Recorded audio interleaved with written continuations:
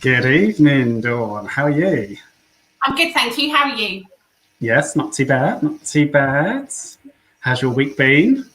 It has been very, very good already. So it's not been too bad at all. So, and you? Yes, not too bad, not too bad. So in my head, I feel like it should be like Thursday already, but Yeah, been busy. But no, it's been good. So. Good. Well, we haven't got Adam here with us tonight due to staff shortages, so he's working at the moment. So hello, Adam. Hope you're getting on all right. And apart from that, social care news, Mark. Yes. Well, first things first, before I forget, got to hit subscribe. There'll be a bell somewhere around here. So I always forget that. And I know I can hear Adam in my head saying, remember to tell them to subscribe. So yes, subscribe. And also just to remind viewers that the opinions that Dawn and I share are that of our own and not of our employers. So yes, social care news. Well, what is there? We've got 2 days to go until care home staff have to have had their first vaccine. And the Department of Health and Social Care still haven't released any kind of exemption list or the dedicated phone line, which is just shockingly appalling, but I don't think we're actually going to get that. No, I think from what I understand, one of the larger care providers actually called the Department of Health and Social Care yesterday, only to be told that provision was already in place. But nobody can seem to find this telephone line or this help resource in respect of exemptions. So I think everybody's still up in the air, and it's only a few days to go, which is really disappointing. Yeah, it is a shame, especially when you've got, the Department of Health and Social Care are there for us. But yeah, the correspondence is just so, poor, to put it on for a better word. But yeah. Yeah. So, I suppose we've had the winter plan today from Boris, which didn't really cover too much other than booster vaccines, and masks are still around for now, but left it very open-ended as to whether anything else will happen. But I was just wondering where the government's winter plan was for social care. So as I was watching it, and once again, completely get it. It's very much centred around the NHS and the pressures that the NHS may feel in the coming months. But as social care providers and people like the IHSCM and the National Care Forum have been warning the government continuously about the crisis that's been going on for months and months and months, and there seemed to be nothing. So there was no action in respect of work shortages, staff shortages, no extra support for councils, nothing dictated on whether things like the Infection Control Fund is going to continue for social care throughout the winter months. And we're starting to see flu season, and we're starting to see neurovirus season, and people are being poorly. So, and I'm just wondering, how can there be an efficient NHS when there isn't an efficient, safe social care system in order to discharge these people into? And that, I'm not just talking about elderly services, I'm also talking about younger people's services, because where are these discharges going to go? And I was talking to one care home manager today who was accused of bed blocking and was told she was going to be safeguarded because she said, I can't physically take anybody new. Sometimes I can't even admit back residents of our own because I don't have the staff and I don't feel it's safe. So they're just, once again, it just seemed that social care was kind of in the background and was the Cinderella service because we've got to worry about that pressure. And like I say, I understand it, but I don't understand where the support or the lack of support is coming from, because it just doesn't seem to be in the remit at all, even though it's in the media and people are talking about it and sending letters and emails and letters to MPs and the Department of Health and Social Care, yet it doesn't seem to be at the forefront. I know the most frustrating thing for me in the Institute have obviously written letters, to the Department of Health and Social Care and the CQC, and nobody responds. It's like, I know obviously I've written emails, but even to your local MP, you just don't, or if you do get a response, it's just a standard response and they'll look into, and then nobody ever comes back to you, which is just frustrating. But yeah, I used Jane Brightman's template and sent a letter to my local MP or an email, and I got we'll respond to you within 28 days. Yeah. So I think I bet you on 28 days you won't have had a response, so you'll be sending the follow-up. So yeah. So And there was big talk in respect of children getting the vaccine between 12 and 15, which worries me because they're going to be asking the children in respect of consent. So I don't know how you feel, but I have quite a mature 15-year-old that can kind of weigh things up. But I'm sure there are 15-year-olds or 12-year-olds that aren't as mature, that couldn't weigh things up, that don't really have an understanding. So when I heard about this over the last couple of days, and they were debating it this morning on the morning news, I was a little bit concerned about who can weigh things up and what is that maturity level when nurses are going into schools asking kids if they want the vaccine. Yeah, I think I'm not hot on the stats for children, but I think it's less than 5% are affected, which then begs the question as to why we're vaccinating. Is it for herd immunity, and then they're only going to have one vaccine, aren't they? Even though the whole way through we've been told you must have two for it to have been efficient. But I think what doesn't sit, and my children aren't anywhere near the age of 12, luckily, but I think what doesn't sit right with me is that they're not deemed to have capacity to vote or, to have any of the wider decisions in society. But yet, if the parent says no, the child can then override that decision. Like you just said, if you've got an immature 12-year-old that just thinks, well, actually, and I remember back when I was at school, if somebody said to me, oh, you can miss maths or, science or something because you can go and have a jab today, you probably would just give up that lesson. Yeah, exactly. Yeah. And that was just my way of thinking this morning. I thought at 12, can you weigh up those options of having the jab and not having the jab? Have your parents spoken to you about it? Are your parents completely against the jab? Are your parents all for it? Is that the kind of influence? So when I sat listening this morning, I kind of thought, why would you put that pressure on these children already who have been locked down? And I understand in respect of the lack of education these kids have had. But at the same time, why would you put that kind of pressure on children who don't have a complete understanding about things? Yeah. Is this another remit of enforced consent where you're going to the parent, they might say no, but on the day the child might agree? So yeah, I was a little bit concerned in respect of children making that kind of decision. And then, for instance, this afternoon, my quite mature 15-year-old come home from school and we had the news on. And it come up that children had a heart condition due to having a COVID vaccination. And my son went, well, I'm not having it then if I'm going to get a heart problem. So, and he's quite mature and he's very intelligent and he's about to take his GCSEs after Christmas. And I think, that's the kind of influence things have. Yeah. I mean, it'll be interesting to see how it pans out because obviously a lot of that age group are on social media. I live on social media, but I normally only see the fake news. You very rarely see the news, like the facts. So it'll be interesting to see what their viewpoint is on it, whether or not they listen to that fake media but only time will tell. Yep. Mm. And also, obviously, the rollout of the booster jabs. Yeah, that's coming. When? Who knows? Yeah. Well, apparently it's supposed to start. It could start as early next week. Yeah. Well, I'd love to see that happen, but I know the flu jabs. I spoke to the doctor's surgery today, and they're saying that they're all apparently stuck in a container overseas. So, okay. Maybe our boosters are with them.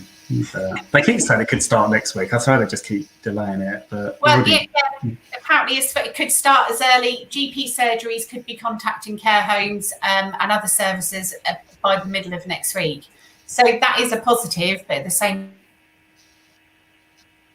time, the governments will.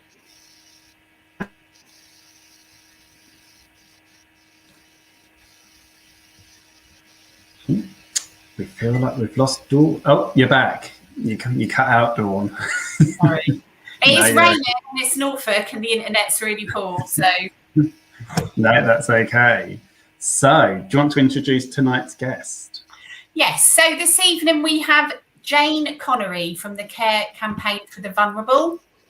So I will let Jane introduce herself, and then obviously I have some questions for you. Mark does.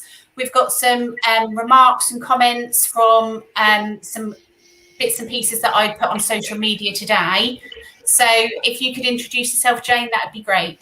Well, it's lovely to be here, so thank you, to talk to you guys. Yeah, I'm Jane Connery. I am the founder of Care Campaign for the Vulnerable, and I've been supporting families and care workers that come to us in crisis. And through our work, we support the use of mandatory safety monitoring in all communal areas in all UK care homes.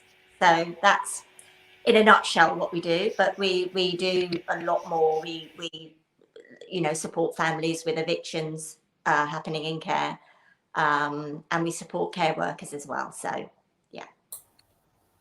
Okay, so when you say safety monitoring in communal areas, can you explain what that is? Because I've obviously put this on social media left, right and centre over the last couple of days, and people have immediately assumed you're talking hidden cameras in wardrobes or on cupboards or in shelves or in clocks and things like that.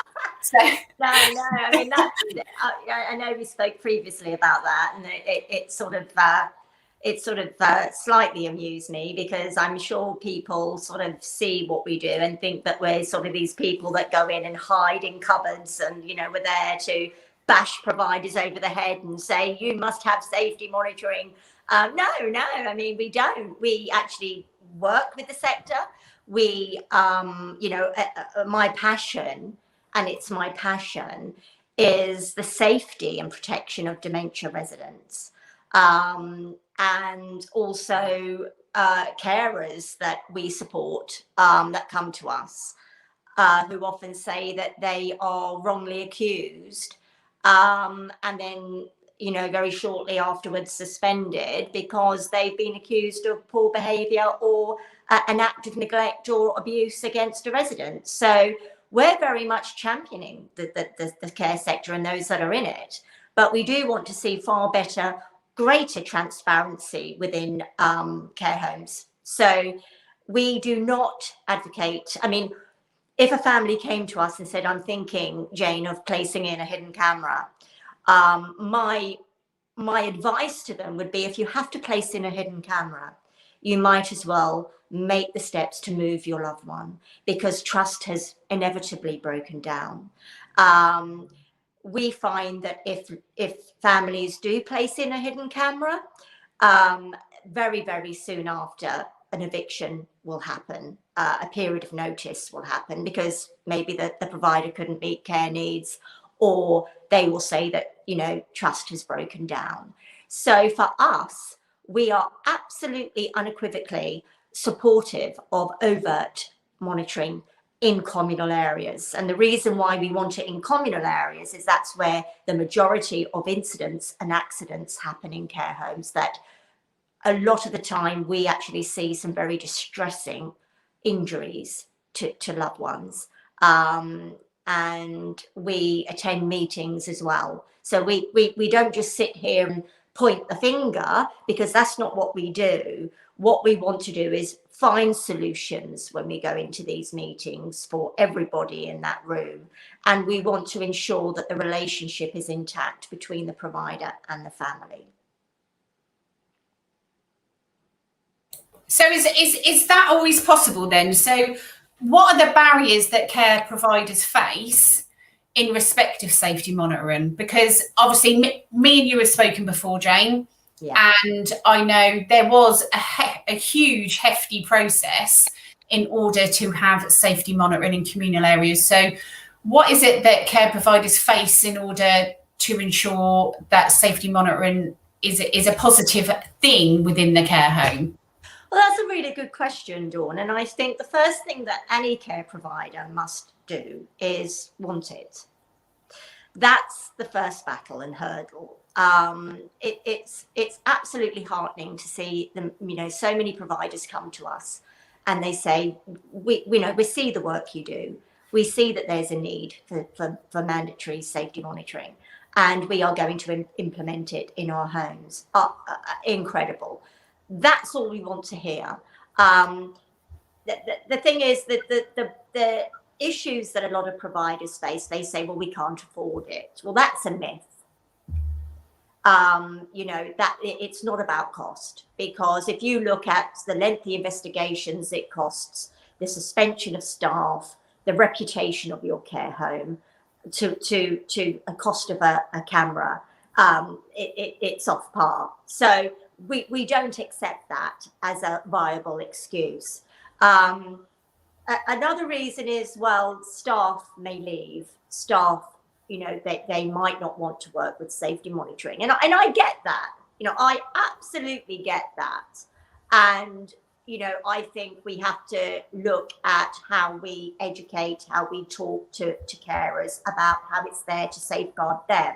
Because what we're told by carers is that when they're taking care of elderly with dementia, that makes them vulnerable in their place of work.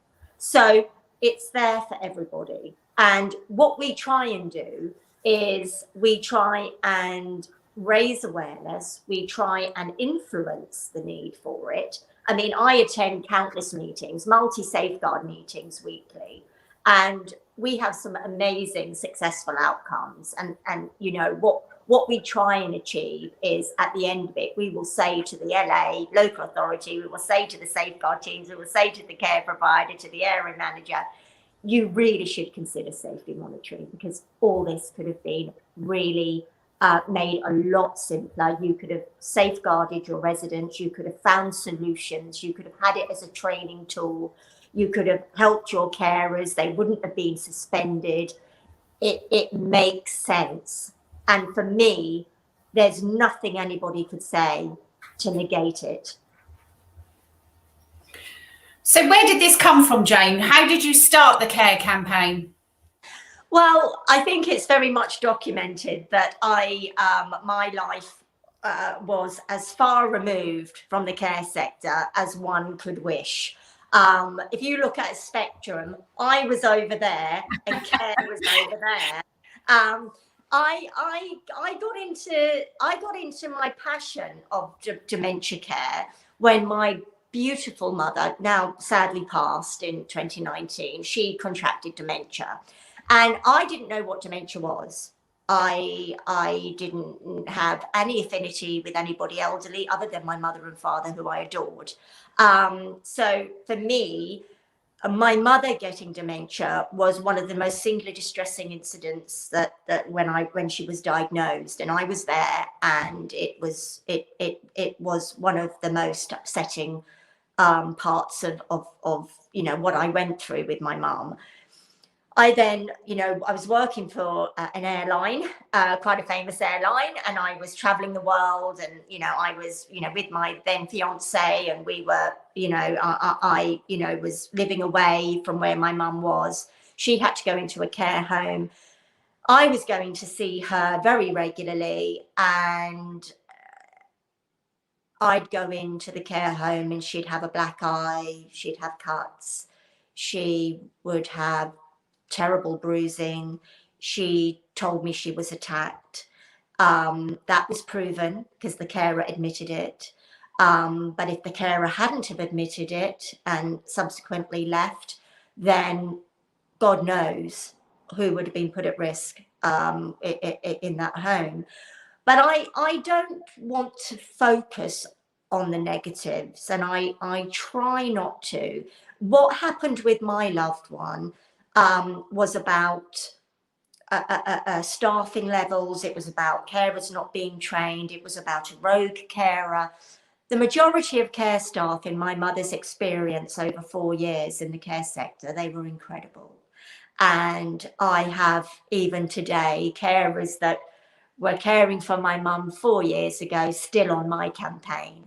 And I'm really proud about that, because they say, you know what, Jane, you were only coming in to you know, look after your mother, and any one of us would have done the same. And, you know, I now look at the challenges that care homes face, and they do face, you know, even from good, inadequate, outstanding, they all have challenges.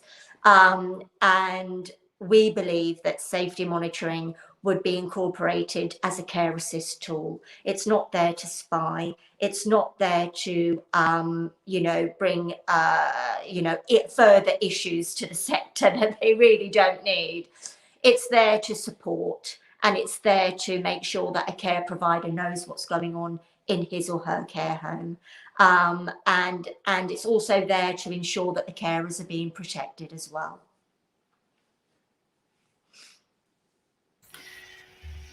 Sorry, Mark, go on. Sorry. No, go on. You go. Oh, go on.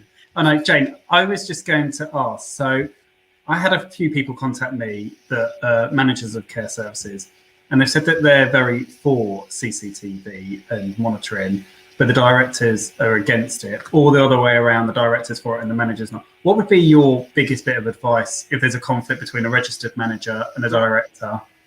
Well, Mark, it's very interesting because what I get in my inbox are messages every week saying, I'm a registered manager, but please don't put this public that I want safety monitoring. I also get it from CEOs. I mean, I got one of the top, a very top care provider who actually inboxed me and said, what I can't say publicly, I will say to you, keep doing the work that you're doing because it's needed. So I think what we have to try and do is dispel the myths. And that's what I do when I go into talks and I am invited in to care providers. What I would say is have the conversation. Have the conversation with your staff. If you're thinking about safety monitoring, you have to have a conversation. You can't just put up cameras. And that's not something we would advocate. I go into care homes and I talk to staff directly and families, either together or separately. And I discuss, why should we have it?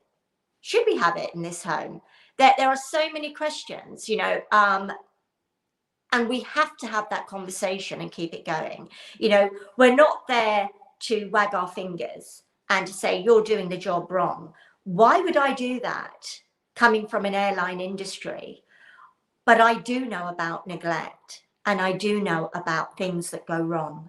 And I've seen it firsthand many, many times. And I still see it today, supporting those families and care workers.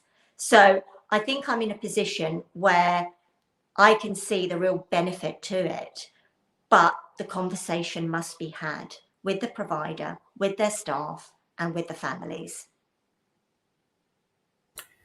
So when we were looking into it, where I managed before, one of the issues that we had was the community nursing team. So they had said at the time they were quite concerned about it because it could be any nurse coming in and in respect of consent for visitors.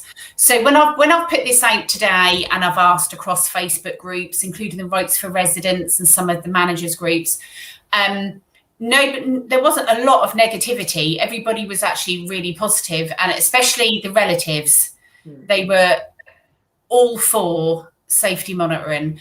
But some of the backlash that I received was from the visiting professionals because it was about consent and consent from anybody that could come into a care home at any point. Have you received that before, or were we just a one-off? I don't accept that. And I think with respectfully, I think these visitors, they've got to put themselves in the family shoes and the resident shoes. They're coming and going. They're doing their jobs. If they've got nothing to hide, they go into areas, shopping centres. They walk down the street. They go into clothes shops. They go into dentist surgeries. They go into sheltered housing. Safety monitoring's in there. So I don't accept that at all. I would see it that they're going in as visitors. They have to accept that if a provider wants to have safety monitoring in their communal areas, which you don't need, all you would need to have is a conversation with people for communal areas. It's not like saying you're having it in a private room. Then we would see that as not a problem at all. I think, we have to look at, I think what we have to really keep focused on is safety. And I don't deviate, and I work very simply. And I say this to everybody that contacts me. I don't have a complicated brain. I work very, very simply. Some people might not be too surprised about that, but I don't, and it works for me because I see safety monitoring as a care assist tool. It's there to protect and to keep vulnerable people and their carers safe, and it's also there to we deal a lot with falls, and listen, you guys, you know more than I would that elderly, particularly with dementia, they are prone to falling, and I have seen some horrific injuries.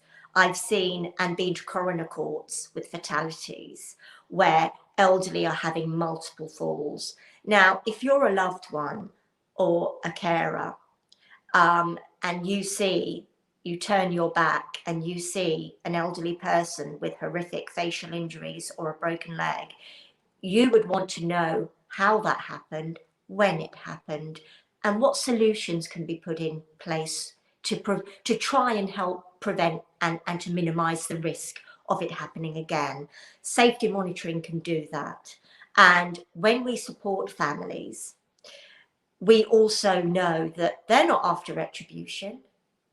They're not after, they just want to know what happened, because they know things can happen in care. They know their loved ones are vulnerable, and they know that they may be prone to incidents and accidents, but they want answers. And I don't think that's a lot to ask for in today's society. No, I completely agree. And before we went live, I was having a look at your website, and you also offer legal support as well, don't you? Is that? No, we don't, Mark. Oh, you don't? No, we don't offer legal support. Our sponsors we got them in January. They came to us, and they saw the work that Care Campaign was doing, the supporting of the families, the working, visiting care homes, doing what we do. And they're just our sponsors. If families do want to have legal advice, it's up to them. It's there, but we don't advocate. We're not there to say, we've got an issue here, contact, go for legal advice. That's not what I'm about. I've been doing this 8 years. It doesn't interest me. What interests me is getting safety monitoring into communal areas to protect our most vulnerable. That's my singular concern and my focus. But we're very, very delighted. We've also got Number One Healthcare, Josh Singh as our sponsor as well. And again, we were approached. We never ever, we do, obviously really do appreciate the sponsors, but they have actually approached us. So we're really thrilled about that. No, thank you very much for clearing that up. We've had a comment from Dean. I'll bring it up on the screen. So he's put, even in all, I think the benefits are clear, but when he worked at a supported living home, there was much aversion to CCTV because of the perception of invasion of privacy. It would always overshadow.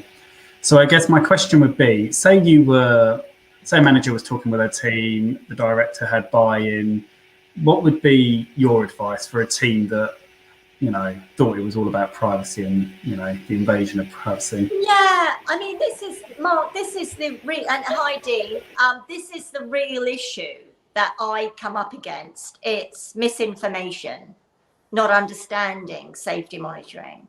I worked for Virgin Atlantic. And there was safety monitoring everywhere I went, CCTV. And we didn't blink an eye. And we've got to look at in areas where safety monitoring is, it's up to the provider to look at what types of safety monitoring would suit their home, would suit their, how they operate their home. We don't really get involved in that. That's up to each individual care provider, what they put in, how they operate it, whether they want independent, meaning an outside source to actually monitor what's going on in the home, or that the managers themselves monitor. it could be an event basis. So if a fall happens, they can then go back and see. It doesn't have to be a rolling 24-hour. There's so much out there. So what I would say to providers or managers is do your homework. You know, look at all the sort of products out there. How safety monitoring works. You know, we just want to look at the benefits that safety monitoring can bring from a safety and protection aspect. So looking at it from another point of view, I know we had a gentleman reply to the Care and View tweets today. He lives in a learning disability service, and he feels that he shouldn't have his privacy invaded. So he feels that, irrelevant of whether it's to protect him or protect the staff, he should be able to come and go within his home as much as he wants to. So would you say safety monitoring is more aimed at those without capacity? Or No, not at all, Dawn. I mean, okay, this gentleman is saying, you know, I don't want safety monitoring, I assume, in communal areas. I assume that's what, you know, I mean, that's all we advocate is communal areas. We do agree with private rooms, but with consent. And that's very important, very, very important. But you know, if this gentleman said, well, I don't want the safety monitor, well, that's his prerogative. You know, I'm not going to step on those toes. If he doesn't want to have safety monitoring, then we have to look at those that may do in that service. So that's a conversation again for the provider. You know, maybe they, you know, that there are various sort of products out there that might be able to not pick him up or keep him away. I don't know. But I think, again, the conversation has to be had, because the first thing I would say to this gentleman, if he got, God forbid, attacked in his care home, or either from another resident, or, you know, or he slipped, broke, anything, any incident that may happen, you know, would he want to know that there's something there that would be there for his protection? If he said no, fine. You know, I'm not there to turn that mindset around. But I think, again, you'd have to have a conversation with all residents and all staff. Again, the conversation is extremely important, because if I spoke to this gentleman, if I was in his care service, he may very well say, oh, well, actually, yeah, that's true. Yeah, maybe that wouldn't be such an invasion, because it's protecting me, and it will, you know, and you know, at the end of the day, anyone can come and go in these places. And so I think, again, I say about the conversation, but it is very, very important to have it. Okay. So as well as doing the safety monitoring, you also support families in respect of what you would deem as unfair evictions. And obviously we've seen, I know I've seen a lot of this. I've seen it today in the local press. So how do you support these families? Is it like a buddy type mentor basis, or? No, I mean, when I say, you know, care campaign for the vulnerable, they sort of come to us, families come to us, and it's one of the biggest concerns that we deal with. It's evictions in care. And I attend many meetings, best interest meetings with the families and the provider, senior management, area manager.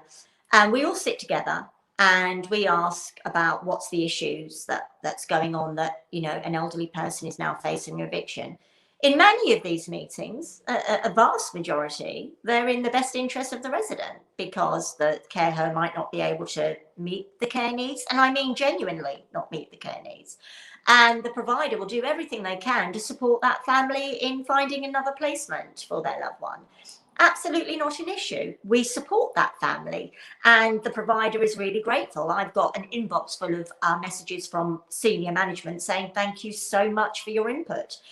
This has been an easy transition, because you've been there to support the family. You've explained to the family what's going on, why it's happened.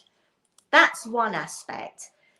The issue that we're very concerned about is what we call revenge evictions. And they are when a provider will see a family member, raise legitimate care concerns and not address them. And they will see that a period of notice is the easiest option. We also see it when families continually complain. So they will complain about an issue. The provider will, or the manager will do what they feel is appropriate to address that issue, but then it reoccurs. Then the conversation's had between the director and the manager, and this is a problem. This is going to affect our home. This is going to affect our CQC rating. We will give notice. And I know that that happens.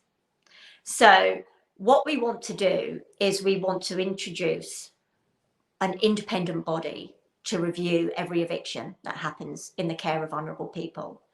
And we don't believe the CQC is effective. And the CQC will not get involved in evictions. We know that.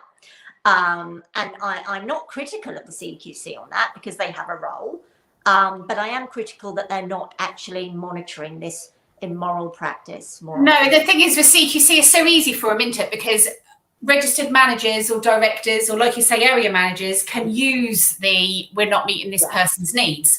So as far as CQC are concerned, if a service is open-handedly holding their hands up and saying they can't meet this person's needs, then it's really unlikely they're going to get involved. Yeah, and I to a point, I understand that. But I have been in meetings, many meetings, where I have sat with a family and I have sat with a director and I have sat with local authority, CHC, social workers, and everybody, bar the provider, has said moving this resident is not in their best interest. The eviction still goes ahead. Yeah, I think, I was just going to say, I think that's really sad because, I've managed care homes and services where, you do get relatives, but I always put myself in their shoes. And I always think, actually, I'd probably be the worst relative because I'd be on top of everything, wanting to know everything.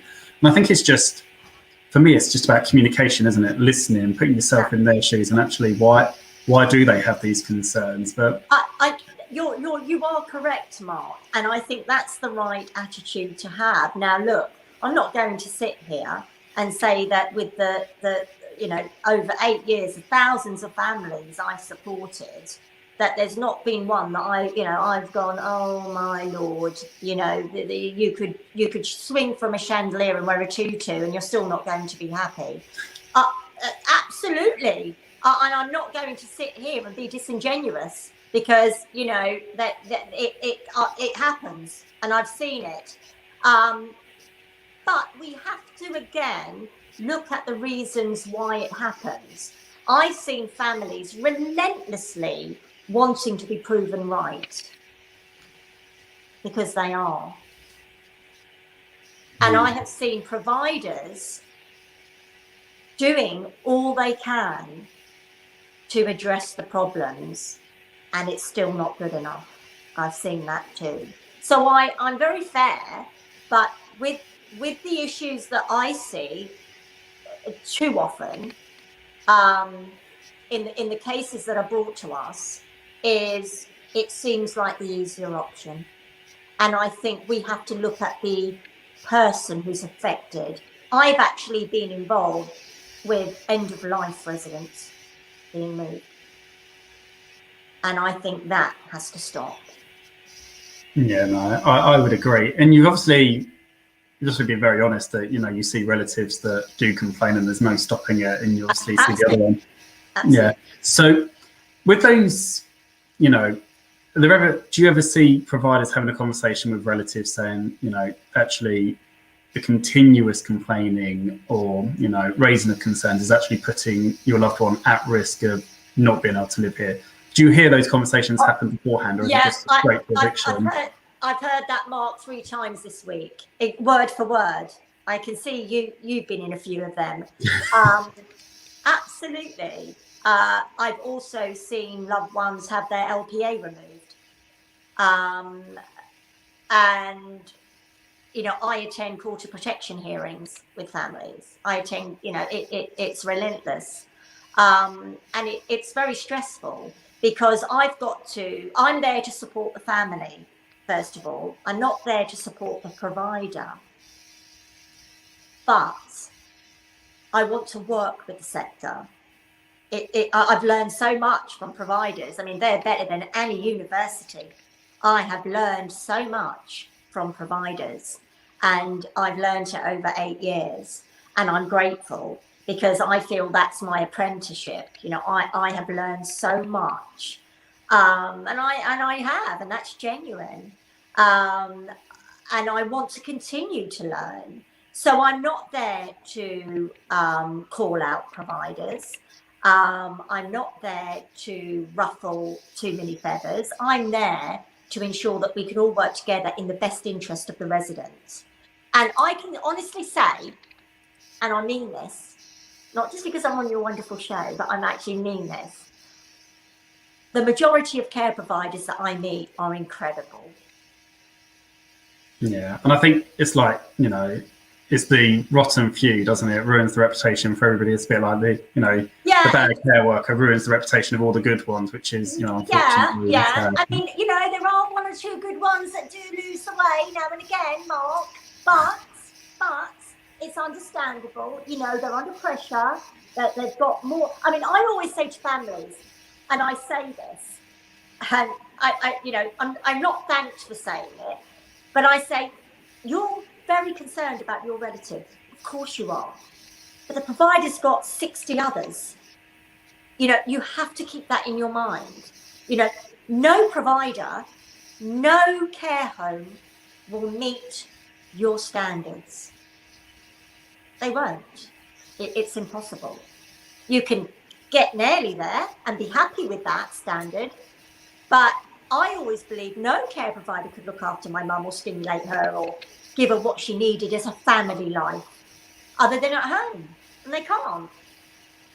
But if, you know, we've got to look at how elderly live their life. I mean, I've got huge respect for Nadra Ahmed, and many years ago, I've had my disagreements with Nadra, and I have with care, but I have huge respect for her, along with Professor Martin Green, because they know what they're doing. They know what they're doing. And I remember I was in a conference, and Nadra said something to me that I now, it's just stuck in my head. And it's something that I'll take with me when I'm in talks. She actually said 30, 40 years ago, elderly were going into care homes because they were lonely, because it was going in to meet other people, to do a bit of bingo, to you know, have nice food, to mix with other elderly people. Today, they're mini hospitals. Yeah. And that's the culture change. And that's so true. And I was saying that the other day. I was celebrating my 25-year anniversary in social care. When I first started, and this isn't any disrespect to those residents then or the residents now, I was literally employed to make cups of tea, to make beds, help people with socks, put their shoes on, wash their backs if necessary. And I spent 2 years doing a YTS qualification based around that. And then at night time, I can't imagine checking on people at night. You did not open people's doors unless they rang their bell. And so that is a huge culture change from what it was. And I used to say this to staff as well a lot. Residential care homes aren't what they were when I first started 20 years ago, let alone 40 years ago, let alone 50 years ago.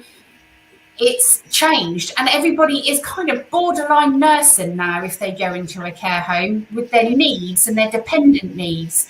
And we can't, and I've said this to families, I'll be open as well, we can't give everybody one-to-one care. No. And no care home can take that provision. Do you know what, Dawn? You're spot on. And I have young carers contact Care Campaign, and they say, you know, oh, you know, I saw an incident, I don't know what to do, you know, I'm scared, you know, I'm 19 years of age, I've only just started care. And through the conversation, they actually break down and say, I didn't expect what was expected of me. You know, I went because my granny had dementia. And I love my granny and she died, so I want to go into care and I want to sit with elderly and I want to spend time with them and play bingo and I want to be able to help feed them. And they say, but I'm not doing that. I'm having to be trained to give medication now. That frightens me. I'm not supported by my managers. You know, I'm actually told to do more shifts than I feel tired at the end of the day. I'm not giving myself to these residents and I can't do one-to-one because we're too busy. I hear that every day. Now, is that a critique? No, you know, is that a critique of the carer? Absolutely not. Is it a critique of the provider? If it's profit-based, yes. But if it's, you know, if we're looking at the challenges within many homes, then no. But we have to look at how we are investing in our care workers. It's not just about Families for Care campaign. We support more carers. And, you know, I'm actually in a, you know, I go to tribunals. I represent carers in tribunals. So, you know, I don't talk about that too much because we can't. But, you know, my support is as much for the care staff as it is for the family members. Because I think carers, my God, they are worth their weight in gold. And I am appalled at how this country treats their care staff. And I'm talking about governmental, you know, how this government is treating our care staff. And governments before them. You know, I think it's a reflection because we have such an amazing, I think they've proven their worth during the COVID. I think the light has been shone on the sector. But yeah, you know, it's heartbreaking what comes into us. Yeah, no, I think you're absolutely right. And I know we've spoken about it on the show before about, you know, value in the workforce and really retaining them and putting the time and the effort into, you know, making sure that they feel supported and held. And yeah, it is a shame when, you know, you do hear providers that, you know, they don't think they have a retention problem, but they're recruiting the same amount per month as they're losing. And it always worries me, and it always has done, about those care workers that have a negative experience, that leave the sector, go on to do something else, but actually would have made fantastic, you know, leaders of tomorrow or seniors of tomorrow, or even just being a care worker and doing a great job. Well, it's funny you say that, Mark. I'm dealing with a care worker at the moment who whistle blew on neglect of an elderly resident, and she wasn't given any more shift work. I'm supporting her right now in meetings, and it's heartbreaking. And we have to also look at what whistleblowing policies we have in care homes. How are they working? Because a lot of carers that come to us that actually do whistleblow lose their jobs. So that's another thing. And I think we've got to really clean up the sector a bit. And I think while we can look at the governmental, you know, the government input at how we are the poor relation to the NHS, we've got to look at ourselves too. Because I think change will only come from within. And I think we need providers to look at safety monitoring, to look at independent whistleblowing policies, to look at how we treat our staff. Are we, you know, look at the profit base at care homes. And I know that's a contentious subject, but I move swiftly on. But I think we do have to look within as well, you know, and whilst, you know, we are under huge pressure at the moment, you know, it's just something that we should be very mindful of. Yeah, and I think you're absolutely right when it comes to, you know, the policies. And actually, I think so many providers just have them to have them, but actually how we embed them into the service and the day-to-day operations. And I think I look back when I whistleblew and, you know, I felt like I was pushed out the door, and I could easily have gone to another sector, but actually I always use that experience. And when I was managing services, I would always say to staff, this is the experience I had. And I would make sure that if you whistleblow, you'd never, ever feel like that. So actually, if you come to me with a concern, we'll look at it, we'll investigate it. But actually, I would never actually show you the door the other end of the building, because that's not what the whole policy is about. Yeah, I mean, you know, obviously, you know, when we're in these meetings, Mark, we don't know the ins, you know, we only see it from the care provider. But a lot of the, you know, we do look at all the correspondence. We look at the sheet, you know, the information sheet. We look at a lot. And, you know, it's just a shame because a lot of the carers actually say that we support, I add, do say, I'll never go into care again after this experience. And I think that's a real shame, because, you know, we do need carers that will put their head above the parapet and put, you know, and say, no, this isn't right. And I think we need to look at how providers or senior management respond to that issue. Yeah, no, it is definitely a shame when you lose good staff because they have whistleblower about something that actually is in the resident or the person you're looking after's best interest. Yeah. Well, one question that I've had come through privately that somebody's asked me to ask about is, say they're looking at introducing monitoring into their care home. And obviously I know each care home would be slightly different, but where would be the one place that you would recommend? Oh, that's a really good question. Yeah, whether it would be the lounge in the communal area, whether it be the corridors or the front door access, or yeah, that's a really good question. Well, I mean, I'm going to say all communal areas, but I think my experience of supporting families in care when incidents happen, unwitnessed incidents and unexplained injuries, it's sort of areas from bedroom to living room. To the lounge area. It's because we've got to look at residents who have dementia, you know, their ability to wander. Also, a lot of the incidents happen at night as well. So I would say in all communal areas, Mark, because they wander, so they, you know, it's on all areas. But yeah, probably, you know, the hallways, lounge areas, but I'd say all. Yeah. No, thank you. What about outside? Do you get many providers that have monitoring outside, so like in the gardens or the driveways and bits and pieces? I'm thinking more. Yeah, well, actually, when I go to visit homes, and I'm privileged to go in to care homes to talk to staff when I'm invited in. Providers will say, "Oh, we don't have safety mobile, but we do have it outside in you know, in the communal areas," and that's a great start. Absolutely fantastic.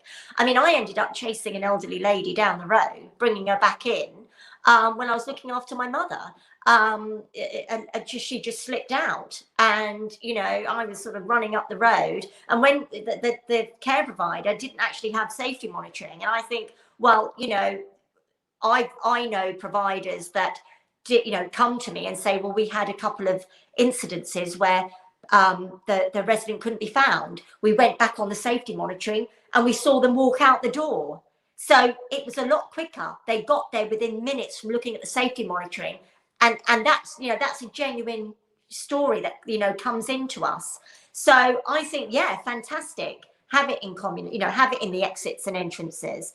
But don't stop there, because it's not just those areas, but it's certainly an excellent thing, because also I've gone into care homes and, you know, a very, very prominent care homes, 5-star care homes, and I've walked in unchallenged and I've walked around the care home unchallenged as a visitor.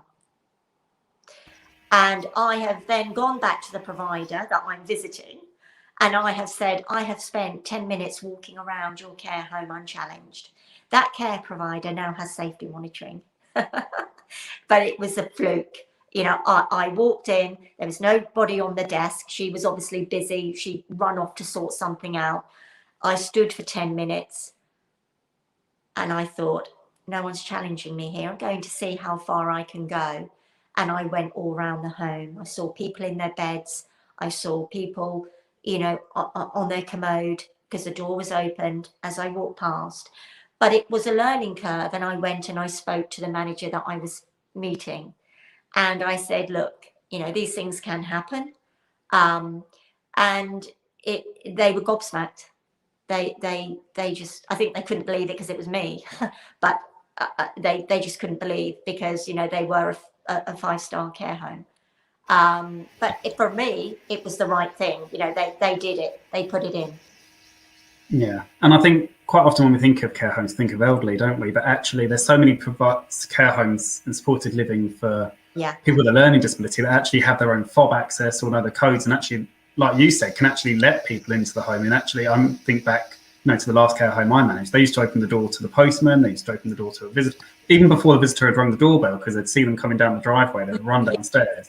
And actually, quite often, you'd have a member of the public or whoever it was at the office door, and you'd be like, "Oh, how have you got in?" Make you jump. But yeah, so yeah, and that's true. Predominantly Care Campaign for the Vulnerable was born out of elderly with dementia, but I do support families with young adults as well. They come to me, but our sort of niche, what I'm passionate on, is elderly with dementia. So we get 95% of families with loved ones with dementia that we support. Yeah. Well, Jane, you've been brilliant. So you're not sitting there with your hidden mic in your necklace recording us all. It's been so amazing. How do you know? That is true. Not at all. I just want to say that, we're here just to ensure we're working with the sector. And the support's phenomenal. And I just want to thank you guys. Thank you so much, and keep up the fantastic work. Well, like I've said already, we've spoken about it in services that I've been working in previously, and you were a huge support. We only had one Zoom meeting, and that led us to booking in security monitoring and safety monitoring, setting up plans and all sorts of policies. Although I don't think CQC has still got back. But oh, listen, please, I've only got water. I need vodka for the CQC. Honestly, not tonight. Thank you. Yeah, I just wanted to say thank you so much. I know you've been poorly this past week, so thank you so much for giving us your time, and we definitely need you to come back and update us later on. I'm your #1 fan, guys. Absolutely love it. Thank you, Mark. Thank you very much. Thank you very much. Thank you. Dawn, next week, what do we have?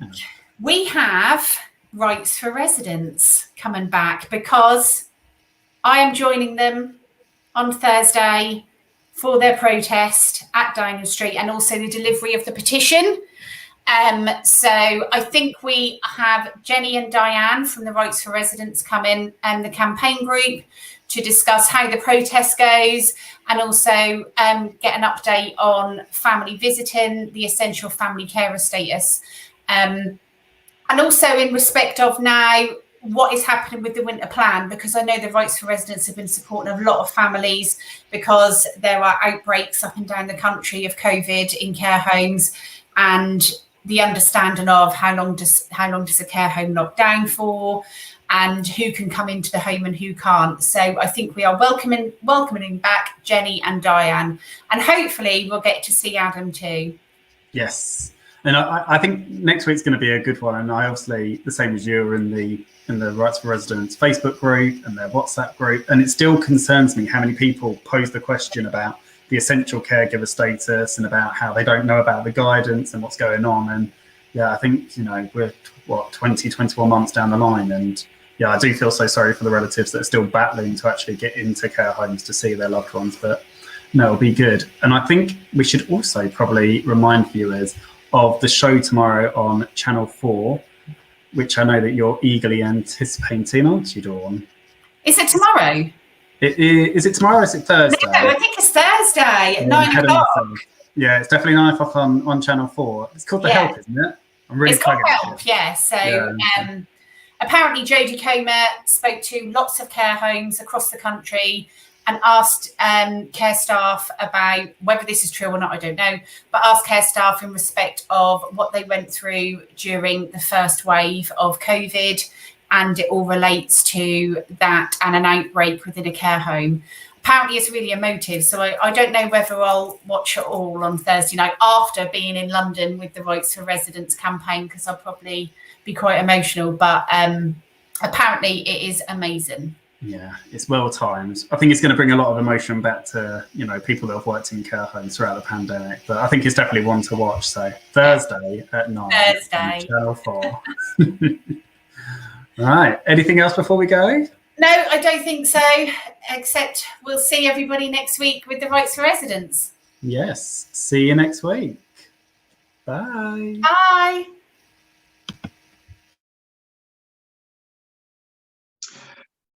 Thank you again for joining us tonight on The Caring View. If you enjoyed tonight's episode, make sure you hit that subscribe button, and whilst you're here, check out some of the other videos that we've got up online.